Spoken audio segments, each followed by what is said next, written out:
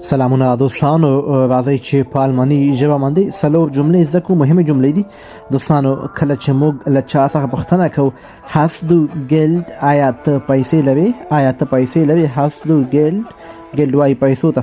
که چېرته تاسو وایي د مثال په توګه زه وایم هو زه 100 یورو لرم، هو زه 100 یورو لرم، نو بیا دغه جمله په الماني ژبه داسې وایم ja ich habe 100 Euro، یا ich habe 100 Euro، یعنی زه 100 یورو لرم.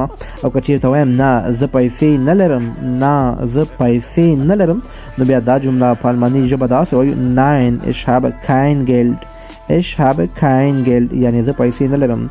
بیا ورته وایو هیڅ خبره نه ده، یا څه خبره نشته، یا هیڅ ستونزه نه ده، نو بیا دا جمله په الماني ژبه داسې وایو kein Problem، kein Problem، یعنی هیڅ خبره نه ده. دوستانو کولی شئ خپل پوښتنې په کمنټونو کې وکړئ، تاسو به انشاءالله زه جواب درکوم په وخت سره.